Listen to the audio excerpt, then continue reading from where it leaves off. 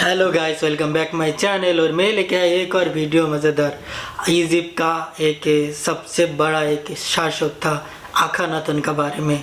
आप शायद उसका नाम नहीं सुना होगा, पर बहुत खतरनाक राजा था, वो शासक था। पूरा वीडियो देखिए मेरे साथ। हमारा इतिहास शासकों से भरा पड़ा है। अगर आप एक ढूंढेंगे तो आपको 10 मिल जाएंगे। लेकिन हमारे प्राचीन इतिहास में कुछ शासक ऐसे भी रहे जिन्होंने अपने सनकपन के चलते ऐसे अजीबोगरीब कामों को अंजाम दिया कि उन्होंने अपने अजीबोगरीब कामों से पूरा इतिहास ही बदल दिया। आज भी हम एक ऐसे ही सन की शासक के बारे में आपको बताने वाले हैं जिसका नाम था अखानातन।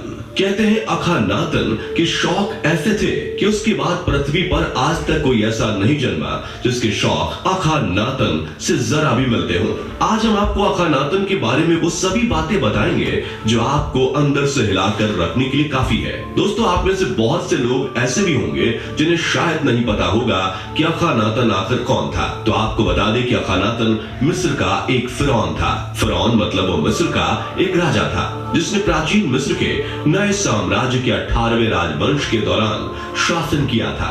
वो कई देवताओं की पूजा से मिस्र के पारंपरिक धर्म को बदलने के लिए प्रसिद्ध है, जिसे एटन नामक एकल देवता की पूजा के लिए जाना जाता है। दोस्तों, अखानातन के चित्र को जब पुराने चित्रों के अनुसार देखा जाता है तो उसके शरीर की बनावट बड़ी अजीब दिखाई पड़ती है। उसका चेहरा सामान्य से काफी लंबा था, उसका सर पीछे से काफी बाहर की तरफ निकला हुआ था, उसके पैर मुर्गियों की तरह पतले थे और उसका पेट बाहर की तरफ निकला था। इस वजह से उसके शरीर का ढांचा काफी अजीब लगता था। कई बार कुछ इतिहासकारों ने उसकी तुलना एलियन से की थी, और सिर्फ इसलिए नहीं कि उसके शरीर की बनावट विचित्र थी, बल्कि इसलिए क्योंकि उसके काम भी बहुत अजीब थे। उसके कामों के बारे में सुनकर तो उसकी प्रजा के भी होश उड़ जाते थे। कुछ इतिहासकारों का मानना है कि कई वर्षों तक अखानातन ने अपने पिता के साथ एक फिरौन के रूप में कार्य किया था। राज को चलाने और राज्य की हर परिस्थिति में संभालने की कला उसने अपने पिता से सीखी थी। कहते हैं अखानातन खुद चाहता था कि उसके पिता जल्द फिरौन के पद से हट जाएं और उसे पूरा राजपाट मिल जाए, क्योंकि उसने शाही चमक को बहुत करीब से देखा था। ये महंगे जेवर, राजसी कपड़े और हर रात खूबसूरत लड़कियों के साथ रंगरलियां अखानातन को अपनी तरफ खींच रही थी। और उसका ये सपना जल्द तब पूरा हो गया जब उसके पिता एमिनहोटेप की मृत्यु हो गई और अखानातन ने 1335 ईसा पूर्व के आसपास फिरौन के रूप में पदभार संभाला। उसके पिता के शासन के दौरान मिस्र दुनिया की सबसे शक्तिशाली सल्तनतों में गिनी जाती थी, और शक्तिशाली होने के साथ साथ मिस्र की सल्तनत की गिनती सबसे अमीर सल्तनत में भी होती थी। बता दें, मिस्र की सभ्यता उस समय अपने चरम पर थी। उसका एक सबसे बड़ा कारण था कि अखानातन के पिता ने कभी किसी भी धर्म और जाति पर जोर नहीं दिया, और न ही कभी इस बात का किसी व्यक्ति विशेष पर जोर दिया कि उन्हें एक पार्टिकुलर देवता की पूजा करनी है। लेकिन अखानातन ने फिरौन बनते ही तानाशाही से शासन करना शुरू कर दिया, और सबसे पहले उसने मिस्र के धर्म को सुधारने का फैसला किया। इसलिए उसने सबसे पहले धार्मिक कार्यों के ऊपर विशेष बल दिया। उसने सारे देवताओं की पूजा पर बैन लगा दिया। हजारों सालों से इजिप्शियन ने कई प्रकार की देवताओं की पूजा की थी, जैसे अमून, आइसिस, ओसिरिस, होरस और थोथ आदि। लेकिन अखानातन को सिर्फ एक देवता में विश्वास था जिसका नाम था एटन। इसलिए उसने सभी मिस्र वासियों पर इस चीज के लिए दबाव बनाया कि वो केवल उसी एक देवता की पूजा करें, क्योंकि अखानातन को एटन नाम के एकल देवता में विश्वास था। शुरुआत में तो काफी सारे लोगों ने इस बात को मानने से इनकार कर दिया, क्योंकि कोई भी अपने इष्ट देव को ऐसे नहीं छोड़ सकता था। लेकिन फिर अखानातन ने अपनी प्रजा को अपना असली चेहरा दिखाया। कहते हैं कि उसने कुछ लोगों के घर में तब आग लगवा दी जब वो सो रहे थे, और उसने ऐसा इसलिए किया क्योंकि उन लोगों ने अपने इष्ट देव को नहीं छोड़ा था। ये देखकर मिस्र में डर का माहौल बन गया, और धीरे धीरे लोग अखानातन के एटन देवता को पूजने लगे। अखानातन ने अपने नए देवता के लिए कई मंदिरों का निर्माण किया और पुराने देवताओं को शिलालेखों से हटा भी दिया था। मिस्र के कई लोग और पुजारी इसके लिए उससे खुश नहीं थे, लेकिन वो पुजारी भी मजबूर थे, क्योंकि उन्हें पता था कि अगर उन्होंने अखानातन के फैसले का विरोध किया तो उन्हें अपनी जान से हाथ धोना पड़ेगा। इसलिए उन्होंने वो किया जिससे उनकी जान बच सकती थी। अखानातन कहता था कि उसको उसके देवता एटन ने एक ऐसी खास चीज दे रखी है जिससे वो किसी को भी हिप्नोटाइज करके अपना गुलाम बना सकता है, और ऐसा उसने कई बार करके दिखाया भी था।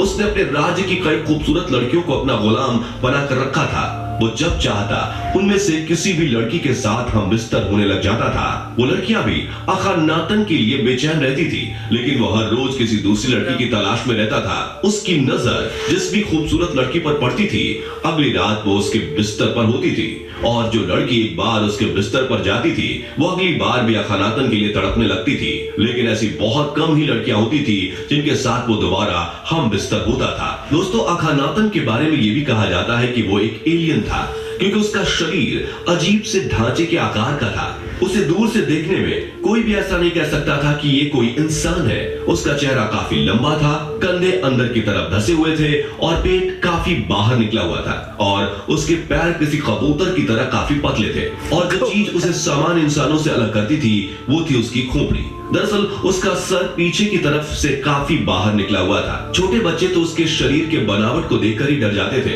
इतना खराब शरीर का आकार होने के बाद भी अखनातन की बीवी पूरे मिस्र की सबसे सुंदर और सबसे शक्तिशाली रानी थी। उसके बाद भी उसके रिश्ते और भी कई खूबसूरत लड़कियों और दासियों से थे। कहने वाले तो ये भी कहते हैं कि उसने अपनी बड़ी बेटी को भी बुरी नजरों से देखा था।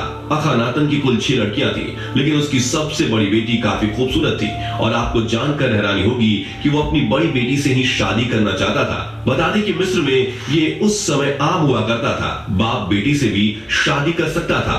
अखनातन की सबसे छोटी बेटी की मौत तो खुद अपने बाप के बेटे यानी कि अखनातन के बेटे को जन्म देते समय हुई थी। अखनातन के ऊपर लिखी गई किताब अ गॉड अगेंस्ट द गॉड्स के अनुसार उसने अपनी बेटियों को अपनी पत्नी के रूप में स्वीकार कर लिया था। इस पर महल के बड़े बूढ़े सलाहकारों ने भी कुछ नहीं कहा था, क्योंकि अगर महल या फिर प्रजा का कोई भी व्यक्ति उसके खिलाफ जाने की कोशिश करता तो उसे अपनी जान से हाथ धोना पड़ सकता था।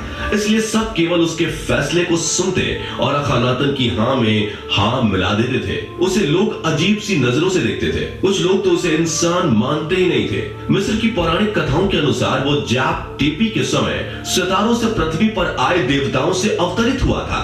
पिरामिड टेक्सस के अनुसार ये एक ऐसी अवधि थी जो प्राइमर्डियल अराजकता से निकली थी, और जिस तरह से देवताओं ने पृथ्वी पर शासन किया था, इस अवधि को जाप-टेपी कहा जाता है। अखनातन और उसके बारे में लिखी गई कविताओं के लेखों के अनुसार बाद में वो उन लोगों से मिलने गया जो आकाश से उतरे थे, जिन्होंने अखनातन को बताया कि उसे क्या करने की आवश्यकता है, और शायद इसलिए उसने मिस्र से अन्य देवताओं के अन्य सभी प्रतीकों को हटा दिया और वो उन अजीबोगरीब परिवर्तनों को लागू करता था जिनको वो अपने समय में बड़ी ही क्रूरता से करता था। एक प्रारंभिक शिलालेख के अनुसार अखनातन सितारों की तुलना में सूरज को ज्यादा पसंद करता था। फिरौन बनने पर अखनातन ने पिछले देवताओं के सभी आइकनोग्राफी को हटाने का आदेश दिया था। उसने केवल एक प्रतीक की अनुमति दी थी, जो कि एक सूर्य प्रतीक था।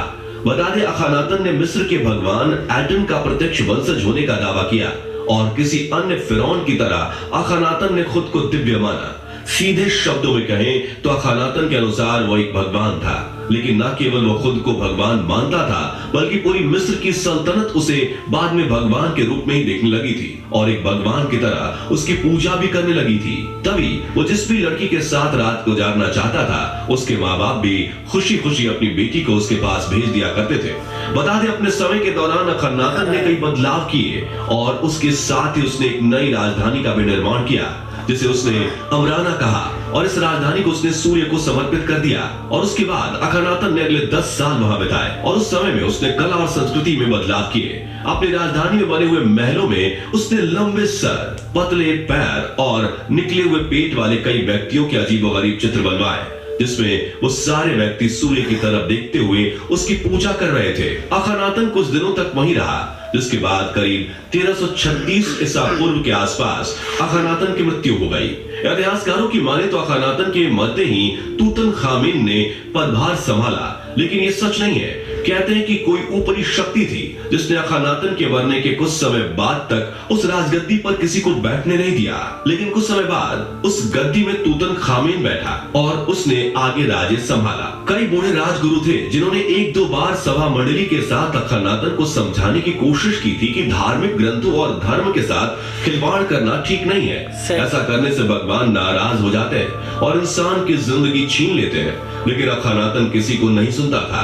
आखिरी समय तक लोगों ने उसे कहा था कि अखानातन के शासन काल में मिस्र अपने पारंपरिक धर्म में लौट आए तो ज्यादा अच्छा है, लेकिन ऐसा नहीं हुआ और इसका अंजाम शायद अखानातन को अपनी जान गवाकर चुकाना पड़ा। बता दें, उसके मरने के बाद उसे फिरौन यानी कि राजाओं के नामों की सूची से हटा दिया गया था, क्योंकि वो पारंपरिक देवताओं के खिलाफ गया था, जिस वजह से मरने के बाद भी उसका मॉमिफिकेशन भी नहीं किया गया था। आज अखानातन को कभी कभी मिस्र के रिकॉर्ड में दुश्मन के रूप में जाना जाता है, क्योंकि उसने पुराने सभी देवी देवताओं को नष्ट करने की कोशिश की थी। दोस्तों, अखानातन के बारे में इतना सब जानने के बाद आप इसके बारे में क्या कहना चाहेंगे? नीचे कमेंट करके अपनी राय जरूर दें। जाने से पहले वीडियो को लाइक शेयर जरूर करें और ऐसी वीडियोस के लिए इस चैनल को सब्सक्राइब करके बेल नोटिफिकेशन को भी जरूर ऑन कर लें। धन्यवाद। गाइस, आपका क्या ख्याल है अखानातन के बारे में? आप ज़रूर कमेंट सेक्शन में बताएं और ऐसी वीडियो देखने के लिए मेरे चैनल को ज़रूर सब्सक्राइब करें। Thank you for watching this video.